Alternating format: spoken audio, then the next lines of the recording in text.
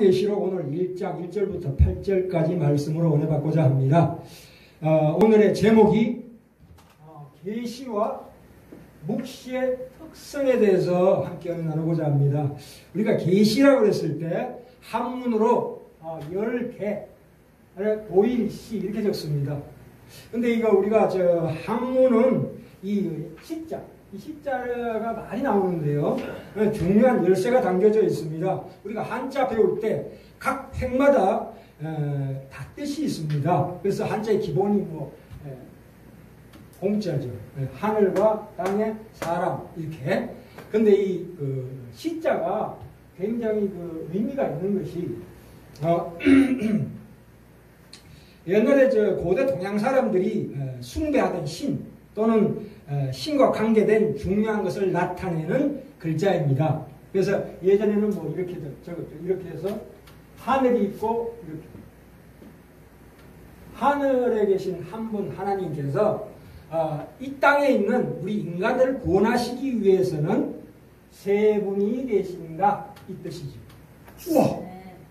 아니 중국의 대족들이 한자 행성기 이게 그래서 혹자는 이런 말씀을 합니다. 여러 가지 밝혀지고 있는데 정설은 아닙니다만은 노아의 홍수 이후에 노아의 8가족에서 된 조상들이 중국에 가서 부호와 상징에 대한 각골문이 6천자라고 알고 있는데요. 그 중에 2천자가 해독이 됐대요. 아직 4천자는 해독이 안 돼 있고 그걸 통해서 표문자로 팽창이 됐어요. 그래서 오늘날 한자 5만 자 이상 이렇게 나오는 거거든요.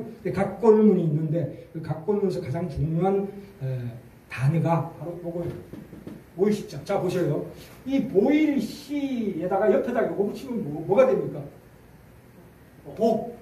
우리가 그토록 원하는 복. 그 다음에 요렇게 요거 붙이면 추.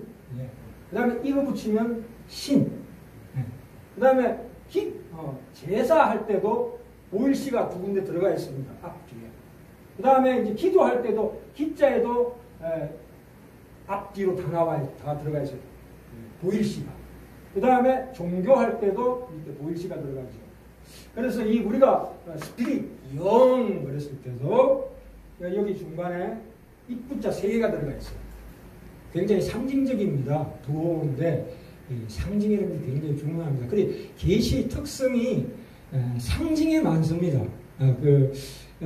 우리가 이런 것들을 우리가 좀 유심히 보셔야 합니다. 하나님은 무한하신 분이십니다. 무한하신 하나님이 유한한 우리에게 뭔가 어떤 감추어져 있는 내용을 하나님 일방적으로 우리에게 알려주시고 우리에게 인식시키는 게 계시입니다. 그러니까 계시라는 것은 하나님이 스스로를 드러내신다 이 뜻입니다. 근데 하나님께서 전체를 다 드러내시지 않고 어느 특정한 일부분만 드러내십니다. 나머지는 감추어 놓으셔요. 나중에 또 묵시가 나오는데 묵시가 그런 뜻입니다. 우리가 연극 볼 때 미리 무대 책들을 다 해놓고 배우를 정해놓고 막을 딱 내려져 있잖아요. 그래서 막을 싹 올릴 때 그걸 묵시라고 합니다. 감춰진 것이 슉 이렇게 드러난다 해서 묵시라고 해요. 그래서 계시 속에 묵시가 포함되어 있지만 똑같은 얘기입니다. 계시나 묵시나 똑같은 얘기인데 그런데 이게 문제가 되는 게 뭐냐면 우리는 하나님의 계시를 받을 때 뭘로 받습니까? 우리 감각기관으로 받습니다. 이를테면 눈이죠. 눈. 눈을 통해서 이성이 판단을 합니다. 우리의 감각기관 중에 가장 중요한 하나님의 계시의 통로는 이성입니다. 하나님의 계시의 통로는 이성입니다. 이게 굉장히 제한적이에요. 왜냐하면 시간과 공간에 제약을 받습니다. 이를테면 이런 거죠. 우리가 이 시력이 있다고 해서 물체를 볼 수 있는 거 아니잖아요. 제가 예전에 전주교대 다니는 제 후배, 전주교대 말고 이쪽은 내가 총 이름을 잊어먹었어요. 우리 예산 창솔이라는 데가 있어요. 70년대에 거기 놀러를 갔습니다. 중국집에. 호롱불을 켜요. 그때도. 호롱불을 켰는데 캄캄한 칠 같은 밤에 검은 밤에 호롱불을 끄고 바깥에 문을 딱 여는 순간에 정말 거짓말 하나 안 못하고 안 보여요. 아무것도. 내 손가락도 안 보인다는 얘기예요. 그럼 뭐예요? 내가 비록 시력이 있다 하지만, 이 시력이라는 게 말하자면 이성이죠. 우리가 이성이 있다 하지만, 이 시력이 있다 하지만, 빛이 없으면 물질을 못 보는 거예요. 그렇죠? 안 그렇습니까? 그래서 그 빛은 말하자면 태양빛이죠. 태양빛을 이태면 하나님이라고 생각해 봅시다. 그럼 하나님이 빛을 비춰주지 않으면 우리가 시각이 있다 할지라도, 이성이 있다 할지라도 못 본다 이거예요. 못 본다. 그렇죠? 그래서 자, 빛이 사물에 비춰서 사물이 빛을 반사하지 않으면 우리는 보지 못한다 이거예요. 자, 또 하나 예를 듭시다. 이 시간의 제약을 받는데 그 시제인데 우리는 이성적으로 볼 때 이 땅을 살아갈 때 과거가 있고 현재가 있고 미래가 있잖아요. 근데 하나님은 과거와 현재 미래를 한 번에 다 말씀하셔요. 일단 피카소 그림 보면 피카소 그림 보셨죠? 얼굴이 있는데 앞에서 보는 얼굴이 있는데 옆에 또 옆모습이 이렇게 그려져 있어요. 또 옆에는 뒷모습이 그려져 있어요. 아니 한 화면에 앞, 뒤, 옆이 다 보인다 이거예요. 그건 무슨 얘기입니까? 하나님은 과거와 현재와 미래가 따로 없습니다. 따로 없다고요. 우리 이성이라는 것은 이 과거, 현재 이렇게 차례차례 가야 이해가 되는 거거든요. 이성이라는 것은. 그러나 하나님이 계시는 그게 짬뽕 되죠. 짬뽕.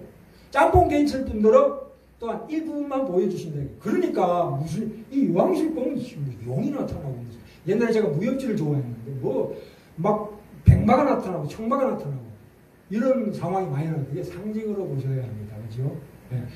전번 시간에 그 천국과 지옥도 우리가 무슨 다 상징으로 보셔야 돼요. 그걸 있는 그대로 인간의 언어로 표현하는 순간에 천국과 지옥이 시시해진다. 그게 지옥이야? 그게 천국이야? 이렇게 되는 거예요. 그만큼 우리 이해 한계 내에서는 이 계시라는 것은 굉장히 제한적이다. 왜? 이 이성이라는 것은 합리적인 사고의 바탕에 의해서 출현되거든요. 그런데 또한 이 시간은 그렇고 공간도 마찬가지고 공간이라는 게 아까 무슨 말씀 드렸습니까?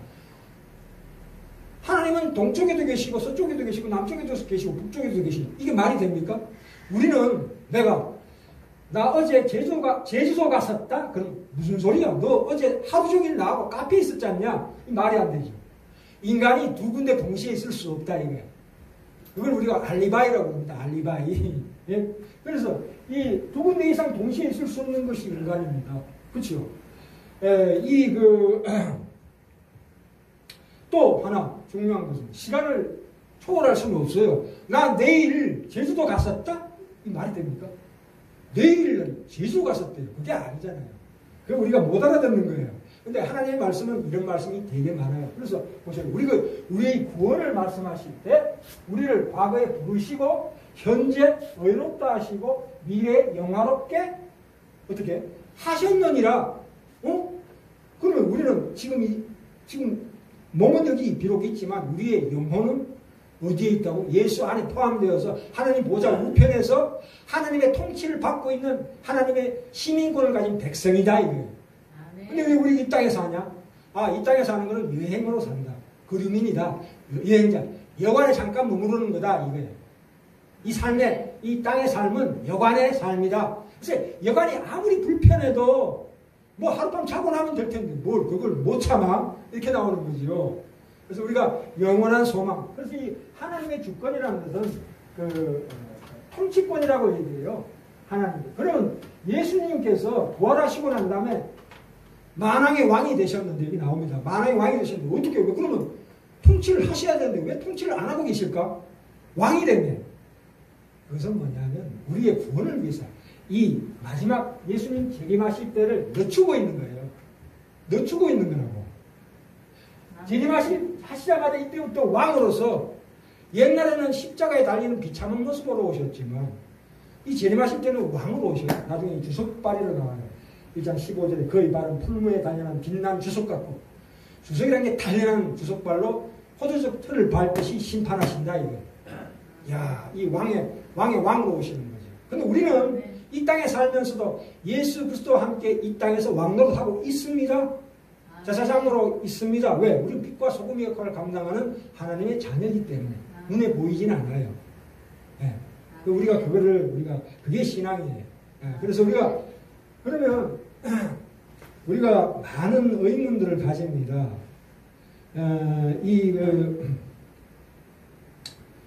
참 세상에는 고난과 재난과 참사들이 많습니다. 그러면 하나님이 왜 이런 악을 허용하실까? 하나님은 악을 허용하십니다. 왜냐하면 영원한 선을 위해서 악을 일부분 허용하시기를 원하십니다. 그렇죠? 네. 우리가 아니 저 아프리카에 굶어 죽는 기아의 어린이를 봐라. 폭탄에 팔아 떨어져서 애를 앓고 울고 있는 그 어머니를 보라. 하나님 진짜 계신가? 물을 때에 무엇을 근거로 해서 그렇게 묻습니까? 절대선을 선에 비춰봐서 저것은 악이라고 가르치고 있잖아요. 그렇죠? 그럼 절대선이 있다는 얘기 아니에요. 그 마음은 누가 주셨어요? 하나님이 주신 거죠. 그렇죠? 네. 아니 절대선이라는 기준이 없으면 저게 악하다고 어떻게 얘기할 수가 있나요? 그렇죠? 안 그렇습니까? 내 마음에 어떤 절대선에 대한 깊은 하나님의 형상이 있기 때문에 저것은 악이라고 지칭하는 거지요. 안 그렇습니까? 근데 그 악을 하나님께서 일부 허용하신다. 이 악은 인간의 범죄로 말미암아 들어왔습니다. 이 땅에. 하나님은 악을 창조한 게 아니고 악이 생겨날 가능성을 창조하셨습니다. 그렇죠? 그럼 무슨 얘기냐면 하나님은 인간을 선을 택할 수도 있고 악을 택할 수도 있게 만드셨다. 아니 이게 말이 됩니까? 그러니까 전능하다고 그러지. 전능하신 분이니까 인간이 악을 택할 수도 있고 선을 택할 수도 있게 만드셨다. 만약에 사람이 악을 선택할 수도 있고 선을 선택할 수도 없게 만들었다. 그게 무슨 인간입니까? 그게 무슨 인간이 무슨 가치가 있어요? 인간은 철저하게 자기 자유의지가 있어야 돼요. 어떤 선택권이 있어야 된다는 거예요. 하나님 우리를 창조하실 때 선택권이 있는 희한한 걸 만드셨어요. 인간이 아무리 생각해봐요. 스스로가 선택할 수 있는 어떤 존재, 그걸 만들 수 있는가? 못 만들지. 하나님 그걸 만드셨다. 이해가 안 되는 거죠. 이해 안 된다 할지라도 우리 말씀을 통해서 그렇구나로 넘어가시기 바랍니다. 나중에 성령께서 이 말씀을 통해서 우리로 하여금 누구든지 아무리 무식해도 못 배웠어도 다 깨닫게 하십니다. 그렇기 때문에 염려하시지 마시기 바랍니다. 참 이 하나님께서 그래서 이 역사상 가장 최고의 비참한 사건이 뭐냐면 하나님의 죽음입니다. 하나님이 죽음이래요. 이게 뭡니까? 십자가예요. 하나님이 내려오셔서 인간의 악을 범하자 어느 수준까지 가니까 이거 안 되겠다. 놔두다가는 폭발하겠다 해서 예수님이 내려오셔가지고 스스로를 십자가에 못 박으셨다. 그 이유가 뭐예요? 우리를 다 싹 쓸어버리고 새로 만들면 되는데 왜 그래요? 우리를 구원하시기 위해서 스스로를 십자가에 못 박았다. 우리가 저 부처상을 보면은 이렇게 아주 웃고 있지. 그러나 십자가를 보면 그 비참하게 일그러지는 그 예수 그리스도의 그 핏방울에 넣는 그 고뇌와 그걸 봤을 때 참으로 놀라지 않을 수가 없습니다. 어떻게 하나님께서 저는 최악의 상황이죠. 근데 십자가에 못 박힌다는 것은 최악의 상황을 통해서 부활시키심으로 말미암아 가장 영광스러운 사건이 되게 하신 게 이 성령의 역사입니다. 아멘. 동일하게 우리에게도 우리의 당하는 일상생활의 모든 당하는 고통과 고난과 재난이야말로 하나님을 얼굴을 뵐 수 있는 기가 막힌 통로다 이게. 아멘. 그 모든 것이 합력하여 뒤집어져서 역전돼서 영광으로 간다 이게. 아멘. 우리 당하는 어떤 고통과 고난도. 그래서 하나님은 그러나 우리가 알고 싶어하는 것을 하나님께서 백과사전식으로 조목조목 들어서 얘기 안 해줘요. 아니 그럼 하나님은 언제부터 계셨습니까? 라든가 아담과 하와에게 죄를 짓지 않게 하실 수도 있었지 않습니까? 아까 그것은 제가 대답을 드렸죠. 그 다음에 뭐 여러 가지 야곱은 택하시고 왜 에서는 택하지 않으셨습니까? 이런 질문에 대해서 하나님 일일이 속속히 대답 안 하셔요. 이 성경은 백과사전이 아니에요. 그렇죠? 보면은 제가 읽겠습니다. 에베소서 1장 17절부터 19절까지 나오는데요. 뒤에 한번 볼까요? 17절부터 19절 하나님께서 우리를 구원하시고 하실 때 어떤 것을 주셨냐면 피셨네요. 그래서 빠르시네요. 어떻게 1장 17절을 금방 찾으셨습니까? 에베소서 우리 주, 제가 읽겠습니다. 17절부터 19절까지 우리 주 예수 그리스도의 하나님, 영광의 아버지께서 지혜와 계시의 정신을 너희에게 주사. 아니, 이 정신이라는데 밑에 쭉 내려가서 그 3에 4라고 나와 있죠. 4번. 아, 이건 제가 옛날 성경이기 때문에 풋노트가 헬라어로 영이라고 나와 있습니다. 그러니까 다시 한번 말씀드리면 우리 주 예수 그리스도의 하나님 영광의 아버지께서 지혜와 계시의 뭐를 주사? 영을 주사 너희에게 주사 하나님을 알게 하시고 이 하나님을 알게 하시고 너의 마음의 눈을 밝히사 그의 부르심의 소망이 무엇이며 하나님 우리를 구원하신 소망이 목적이 무엇이며 성도 안에서 그 기업 하나님으로부터 우리가 나중에 영원한 새하늘과 새 땅 새 예루살렘 성에서 우리에게 주실 유산의 기업의 영광의 풍성함이 무엇이며 그의 힘의 강력으로 역사심을 따라 믿는 우리에게 베푸신 능력의 지극히 크심이 어떤 것을 너희로 알게 하시기를 구하노라. 우리가 하나님께 간구하고 하나님을 진실로 기도하면 모든 저주가 뭘로 바뀐다고요? 축복으로 바뀐다 이거예요. 그 어떤 것도 하나님을 막을 자는 이 세상에 아무도 없다. 우리가 이게 바로 신앙입니다. 그렇죠? 오늘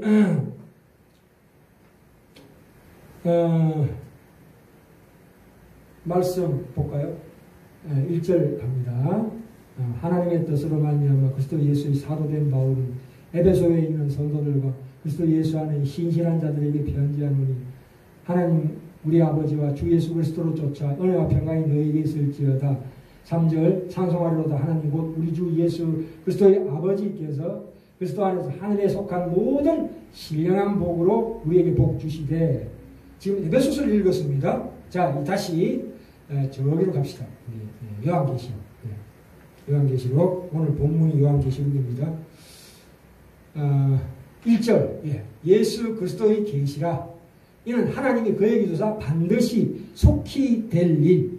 속히 될 일이라는 게 급하다는 뜻이에요. 그것은 우리 인간의 속도를 얘기하는 게 아니고 하나님의 신적인 속도를 얘기합니다. 그 천사를 그 종 요한에게 보내어 지시하신 것이라. 요한은 하나님의 말씀과 예수 그리스도의 증거 곧 자기 본 것을 다 증거하였느니라. 이 예언의 말씀을 읽는 자와 듣는 자들과 그 가운데 기록한 것을 지키는 자들이 복이 있나니 때가 가까움이라. 이 당시에는 저 교회가 회당이라고 해서 각자가 성경책이 없었어요. 그래서 두 마리 성경책을 회당에다가 교회에다가 놓고 사람들이 오면은 읽어주고 해석하고 그렇게 하는 겁니다. 그래서 그 상황이 나와 있죠. 근데 이때 상황이 어떤 상황이었냐면 이때죠. 말하자면 요때 예수님 오시기 전에도 구원은 있었습니다. 좀 시간에 말씀드렸지만 예수님께서 구약에도 이 구약 그러니까 옛 언약과 새 언약 신약 시대가 새 언약이라고 그러고 이쪽이 옛 언약이라고 그래요. 구약에도 예수 그리스도께서 보이지 않게 그 영으로 누구로 성령님으로 구약의 백성들을 구원하셨습니다만은 이제 신약에 와서 실제적으로 그 육신을 사고 오셨죠. 그게 2000년 전이죠. 그 2000년 전에 오시고 난 다음에 오순절 사건이 일어났습니다. 그죠? 제가 성령 역사의 사역에 대해서 말씀드렸는데 그 오순절 사건 이후에 이게 로마예요. 지금 요한이 이거 좀 지을 때가 로마 통치 시대예요. 근데 이게 오순절 일어나고 나서 이 기독교가 막 로마에 막 퍼지는 거야. 귀족이고 왕족이고 다 예수를 믿게 되는 거야. 그러니까 놀래가지고 로마가 이거 안 되겠다. 그래서 사도 요한 굉장히 이때 당시만 해도 굉장히 늙었어요. 완전히 연로해가지고 오늘 내일 하는 사람을 갖다가 밤모섬에다가 유배를 시켜버렸어요. 그런데 이 요한에게 하나님께서 새로운 계시를 보여주신 게 바로 요한계시입니다. 근데 이게 뭐라고 그래야 되나 이 드라마식으로 나와 있어요. 맞아 우리가 판타지 아시죠? 해리포터 반지의 제왕 이런 것처럼 판타지로 보여주셨어요. 부셔요. 그렇게 만들어가지고 하나님의 계시를 그렇게 받아 적어서 각 교회에다가 편지를 보냈어요. 7교회, 소아시아 7교회에다가 편지를 보냈는데 로마에서 검열을 할 거 아니에요. 무슨 내용이냐? 너 예수 전하려고 그러지? 봐도 모르겠거든. 무슨 뜻인지 알 수가 있나 이거. 뭐 말이 날라다니고 용이 나오고 뭐 이상한 얘기를 하니까 뭐 그냥 보내줘라. 이렇게 된 거예요. 그죠? 그래서 이게 기괴한 문학 형태입니다. 장르가. 그래서 우리가 하나님께서 이렇게 막을 치셨다 이거예요. 일반인들은 로마인들은 아무리 봐도 무슨 소리인지 몰라요. 왜요? 이 드라마, 이 연극을 하나님께서 만드셨는데 연극의 막을 하나님께 딱 쳐놨기 때문에 믿는 자는 이걸 올려서 보여주신다 이거예요. 뭘로? 성령님으로 말미암아 깨닫게 하신다 이 말씀입니다. 이 보셔요. 눈으로 볼 수 있게 만든 책이 바로 요한계시록입니다. 아주 환상적이죠. 우리가 복받은 자들은, 우리가 하나님의 말씀을 붙들고 사는 자들은 에게 하나님께 이 말씀을 맡기셨습니다. 하늘에 있는 천사들도 이 말씀을 맡지 못했습니다. 천사들도 지금 저 천상에서 하나님께서 저 인간이 타락했는데 저 인간을 구원하시기 위해서 어떤 역사를 베푸는가를 호기심이 넘치게 바라보고 있어요. 우리를, 천사들이. 물론 우리가 눈에 보이진 않지만 지금 이 시간에도 우리 악의 세력보다 더 많은 천사들이 우리 주변에 있습니다. 우리를 도와주기 위해서. 예, 그렇죠. 그걸 보는 눈이 있어야 해요. 하나님의 위로와 그 하나님의 안식의 그 놀라운 손길을 우리가 항상 알아야 합니다. 우리는, 자, 보세요. 과거에 내가 아무리 하나님의 은혜를 받았다 할지라도 오늘 아침에 깨고 나면 그게 다 과거로 흘러가 버려요. 하나님의 은혜는 항상 받아야 돼요. 항상. 어제 받은 은혜로 오늘을 이길 수가 없습니다. 어제 받은 은혜는 어제 받은 은혜고 오늘 받은 은혜는 따로 있어요. 오늘 받은 은혜를 사모하셔야 돼요. 그죠? 항상 순간순간마다 성령의 임재를 구해야 합니다. 하나님, 저에게 감동을 주시옵소서. 성령의 감동을 주시옵소서. 그래서 이 땅에 살아갈 때에 이런 삶의 모든 고통들을 이기게 하여 주시옵소서. 항상 우리를 새롭게 하여 주시옵소서. 우리가요, 현실만 살아간다면, 현실만 보고 살아간다면 반드시 낙심하고 절망합니다. 그렇죠? 그렇게 해가지고서는 사탄의 공격을 막아낼 방법이 없습니다. 우리는 이 세상에서 잘 사는 데만 관심을 가지면 반드시 절망하고 낙심합니다. 그러나 하늘나라를 바라보고 살면은 그것들이 다 아름답게 보입니다. 그렇죠? 하루하루를 누리면서 살 수 있다 이거예요. 우리는 하늘나라의 백성입니다. 그렇죠? 네. 그렇기 때문에 참 하나님의 이 계시의 말씀은 참으로 귀합니다. 하나님은 우리를 제사장으로 삼으셨습니다. 여기 나오는데 5절 볼까요? 이 말씀은 다음 시간에 계속 이어서 말씀드리겠는데 오늘 중요한 말씀이 여기 보시면 5절에 또 충성된 정인으로 죽은 자들 가운데서 먼저 나시고 땅의 임금들의 머리가 되신 예수 그리스도로 말미암아 은혜와 평강이 너에게 있기를 원하노라. 우리를 사랑하사 참 대단한 말씀입니다. 우리는 하나님의 제사장들입니다. 우리 주위에 있는 많은 사람들을 구원하시기 위해서 우리는 존재합니다. 이 제사장이라는 것은 죄와 싸우는 자들입니다. 그렇죠? 우리가 하나님의 옆에서 하나님의 제사장으로서 죄를 이기는 자로 서 있다 이겁니다. 세상에 코로나19 바이러스가 창궐하고 있지만 그 전염병보다 더 무서운 게 죄입니다. 그래서 내 주변에 있는 사람들을 위해서 내가 제사장으로 살아야 된다 이 말입니다. 이 교회와 하나님의 백성만이 이 땅에 복을 줄 수 있는 자입니다. 우리는 세상을 축복할 수 있는 자예요. 안 그렇습니까? 우리야말로 하나님의 복의 근원입니다.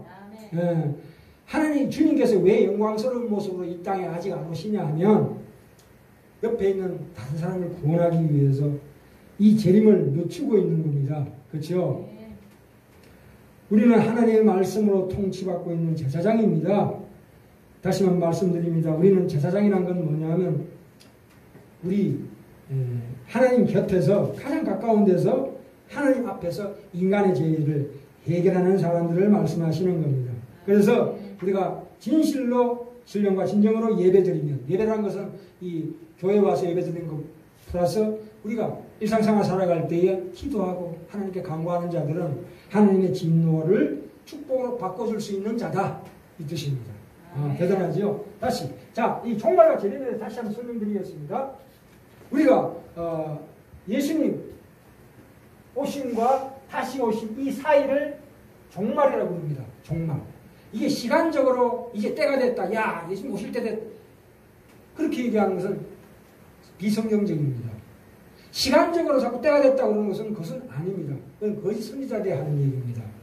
종말이라는 건 뭐냐면 하나님만이 아시는 시간, 이 재림의 시간은 하나님만이 아십니다. 아들도 모르고 천사들도 모른다고 그랬어요. 그죠? 그렇기 때문에 이 초림과 재림, 이 사이를 전체를 다 종말이라고 합니다. 예수님 오신 때로부터, 그러니까 2000년 이 기간 전체를 다 종말이라고 해요. 예. 그런데 그 사이에 뭐가 있습니까? 죽음이 있습니다. 그죠? 그러니까 누구나 우리에게 종말이 닥치는 거죠. 예수님 오셔서 종말이 아니라 내가 죽음으로 말미암아 종말인데, 그 죽음이라는 것은 완성을 향하고 가는 통로다 입니다. 우리의 구원의 완성을 향하서 가는 통로다. 그렇기 때문에 죽음을 두려워하지. 아니, 죽음을 두려워해야죠. 죽음을 두려워해야 합니다. 또 죽음을 두려워하지 않아야 합니다. 무슨 얘기일까요? 죽음을 두려워해야 하나님을 만납니다. 우리에게 겁이 굉장히 많아요. 저는 두려워서 예수님 하나님 믿은 사람이에요. 왜요? 지옥 갈까 두려워서. 그게 솔직한 저의 심정입니다. 천국은 모르겠고 나 지옥 가지 않게 해주시옵소서. 어릴 때부터 그 극심한 그 괴물 밑에서 시달리면서 지옥의 공포에 대해서 또 목류병을 제가 알았어요. 목류병. 자다가 이렇게 떠가지고 광시처럼 걸어다니는. 자고 일어나면 바지에 흙이 묻었는데 나는 자다 깼는데 꿈에 그렇게 했는데 실제로 다른 사람이 볼 때 내가 돌아다녔다는 거예요. 자다가 초등학교 1학년이 아니 이게 사후의 세계가 있단 말인가. 누워서 잠을 자다가 내가 붕 떠가지고 안에 있는 나의 모습을 이렇게 쳐다보는 것도 봤어요. 몸이 너무 약해가지고. 쉽게 얘기하면 왜 심령과학에서 왜 영혼이 떠서 자기 얼굴을 내려다본다고 그러잖아요. 너무 무서운 거야. 너무 공포스러운 거야 이거. 지옥이 따로 있나? 그게 지옥이지. 내 영혼이 지옥에. 아니 이 몸이 고통스러운 게 아니고 영혼이 고통스럽다 이거. 영혼이. 그게 영원토록 지속되는 게 지옥 아니겠어요? 꼭 가봐야 합니까? 그래서 그 공포가 나를 하나님께로 인도했어요. 그러니까 인간이 죽음을 두려워한다는 것은 굉장히 귀한 거예요. 하나님 안에서 하는 근심은 참으로 회개에 이르는 귀한 구원의 징조다 이거예요. 그렇기 때문에 두려워하시는 거 굉장히 좋은 겁니다. 일부러 자꾸 그것을 체면시키고 마취시키지 마세요. 두려움은 두려움 그대로 하나님께 앞에 나갑니다. 아, 진짜 두렵습니다. 욥이 그랬잖아요. 두려워 죽겠나이다. 자 지금 가족을 다 잃고 풍지박산되고 자기도 그냥 상처나가지고 벅벅 긁으면서 이게 뭡니까 도대체? 하나님 살아계십니까? 물었더니 이제 하나님께서 탁 나타나셨잖아요. 너희 그 고뇌 그 구멍난 너의 내부를 나의 사랑으로 채워줄 것이다. 걱정 마라 하면서 다시 과거보다 더 큰 복을 주셨잖아요. 그죠? 야, 그래서 저도 그 지옥의 공포, 죽음의 공포에서 드디어 하나님을 만나고 이제 그걸 통해서 죽음이라는 게 두려울 게 아니구나. 그 위에 탑을 쌓았습니다. 죽음을 두려워하지 말라. 하나님은 너를 눈동자같이 지키신다. 보호하신다. 여기에 대해서 우리가 이 요한계시록을 보시면서 이거요 사람을 헷갈리게 하기 위해서 이 요한계시록을 한 거 아닙니다. 우리에게 위안을 주고 우리에게 진정한 영혼의 기쁨을 주시기 위해서 이 요한계시록을 우리에게 주셨습니다. 그러니까 앞으로 다음 시간에도 계속 이어서 오늘 별로 말씀 못 드렸는데요. 다음 시간에 이어서 계속 같이 받도록 하겠습니다.